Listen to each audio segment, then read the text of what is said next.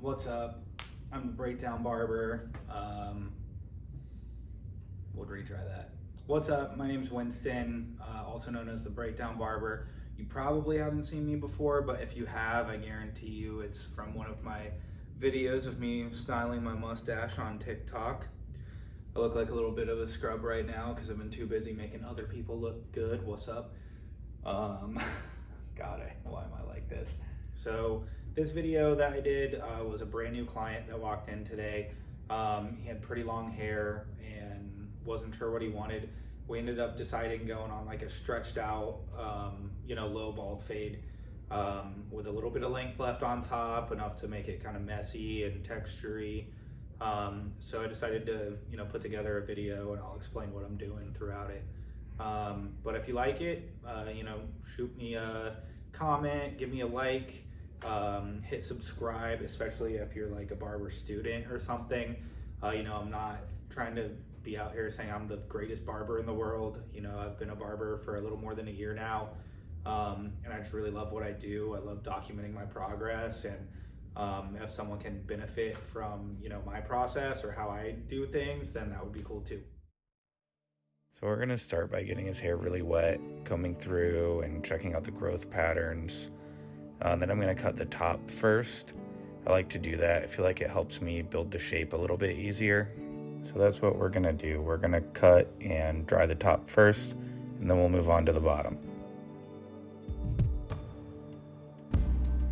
So here I'm sectioning off the top into a rectangle, and I'm curving the lines to follow the round of his head. And again, I'm doing this because it's going to make it way easier for me to build my shape.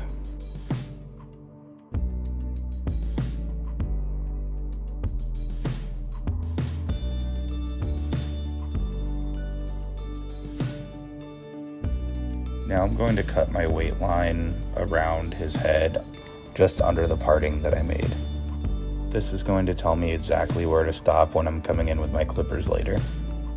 I'm using the side of my comb with smaller teeth because it's going to give me more control, and I'm combing down when I cut my section because that's going to help me build weight.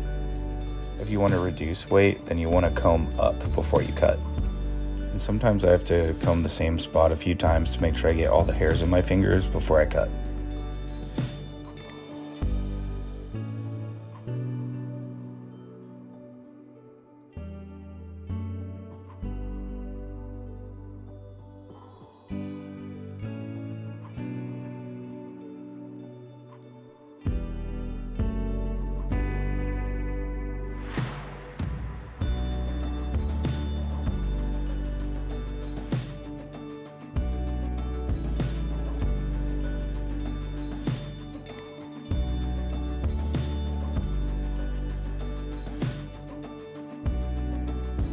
And of course we're just matching it on the other side and following the line all the way around to the back.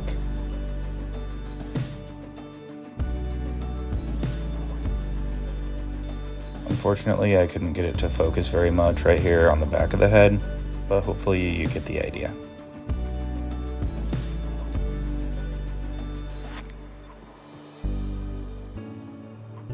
The first section I'm going to be cutting on the top is straight down the middle.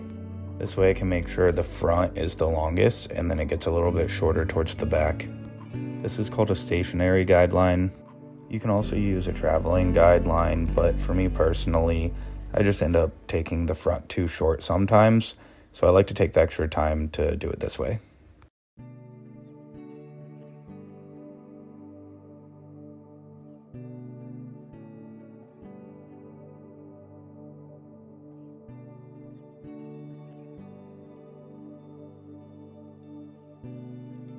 I always show my client in the mirror how much I'm about to cut off before I take the first snip. It doesn't really matter how thorough my consultation was earlier because I want them to feel in control, and it's just like one more safety measure to make sure I don't cut it too short. And I'm going to follow this line all the way back on like a horizontal plane. I'm not cutting to match the shape of his head here because I want the front to be a little longer so we have something to style, and I want the back to be a little longer to help the whirl lay down in the back.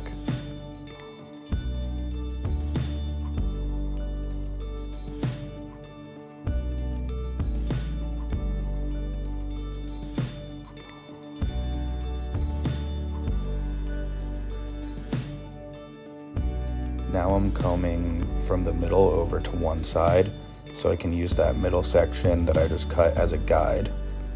Now on this part, I am following the shape of the head a little bit to help blend, because I don't want to have super heavy weight for the corners on this haircut. I'm also taking pretty small sections so that way I can be as precise as possible.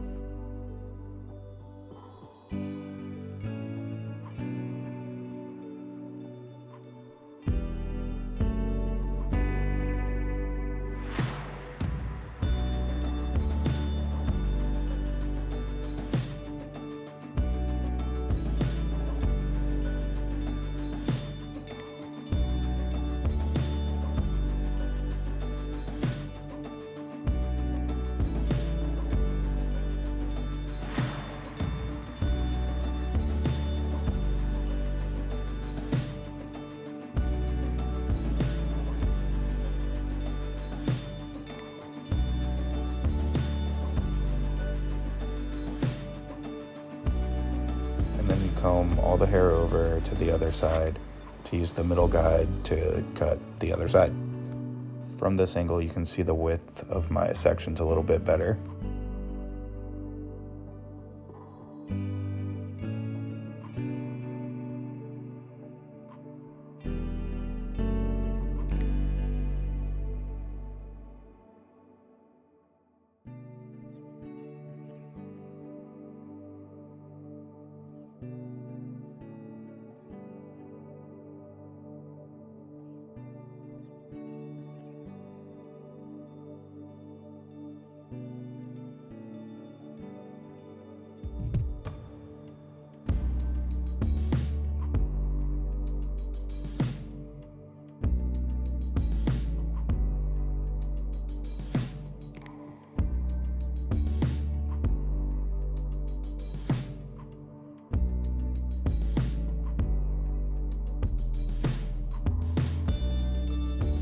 Before moving on to cut the sides, I want to make sure the hair is dry before I actually start running my clippers through it. So I'm going to kill two birds with one stone and spray some Slick Gorilla sea salt spray in the top of his hair and blow dry it to get started on the styling process, which I will come back and finish up after the fade.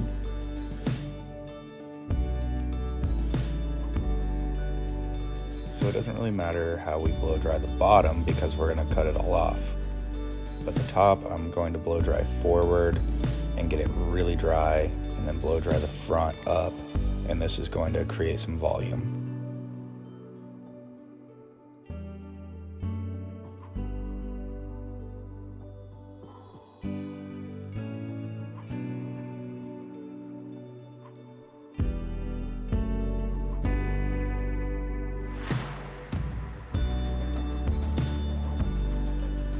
Now that we're at the front, I'm going to blow dry it straight up, kind of gently rolling my brush back as I blow dry it.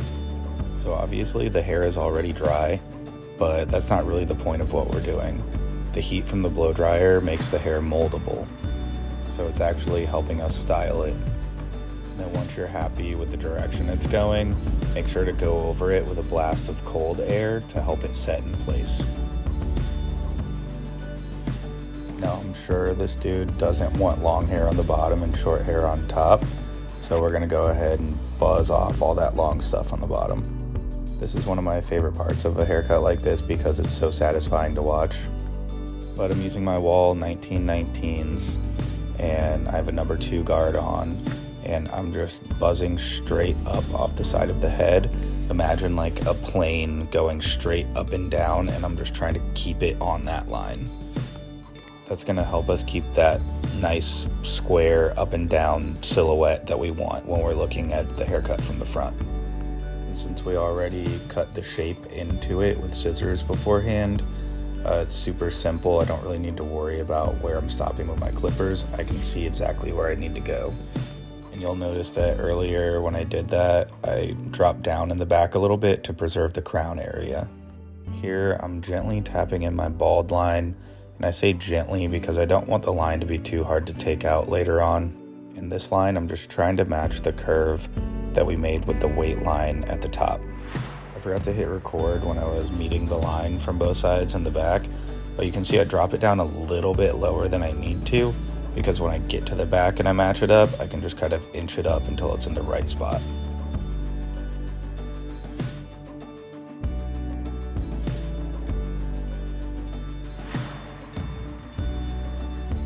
Next, I'm going to do my no guard section. I bring out my clippers that have a fade blade on them for this.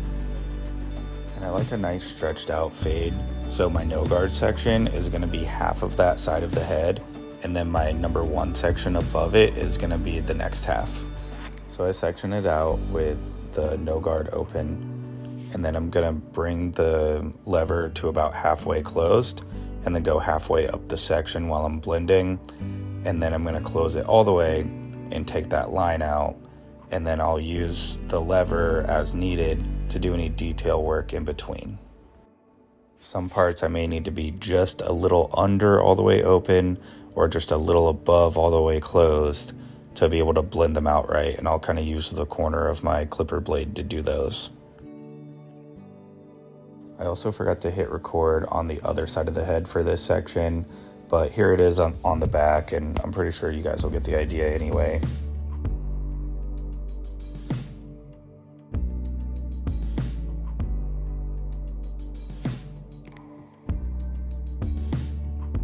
Now here's my number 1 section. For the longest time, I had to use my half guard every time to connect the 1 section to the number 2 at the top where I debulked with. But lately, I've noticed if I just really keep an eye on that top point while I come up slowly with the number 1 all the way open, I can kind of meet that a lot of the times without having to use the 1.5 guard. Sometimes I still have to come in with it and clean up. But I'm doing the same thing I did with the no guard section. I start with it all the way open, go to halfway open, and bring it up to the middle of the section, and then close it all the way to take out the line, and then use like a quarter of the way open or 3/4-ish of the way open to clean up some details if there's any dark spots that didn't really want to blend out.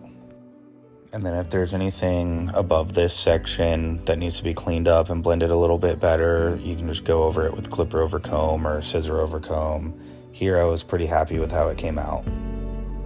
Finishing up this style with matte paste by Statement. This stuff is really easy to work with, smells great, and leaves the hair still pretty flexible. And since we already have that sea salt spray in the hair, I'm not going to use a whole lot. And I'm going to spread it all the way through my hands, and I'm even going to get it in between my fingers. And that's because I'm going to use my fingers to sort of comb the product through the hair. Now, if you can see the product on your hands when you're done doing this, you have too much. You should be able to feel it in your hands but not see it.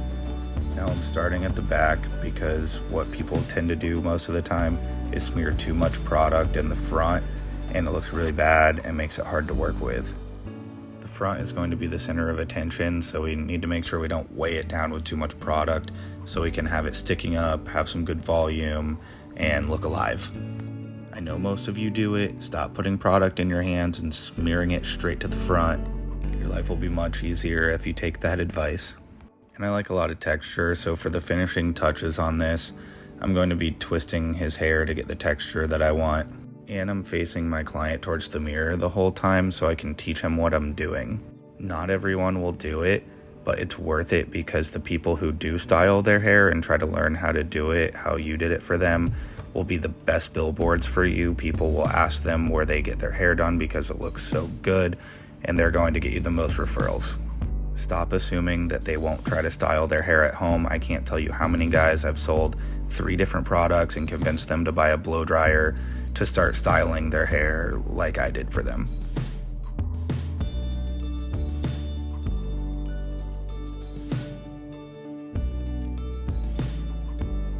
And here's the finished product. If you like it, give me a like, a subscribe, a comment. Let me know in the comments what kind of haircuts you guys would like to see. And if you're in Tampa, Florida, you can book with me at mhblack.com.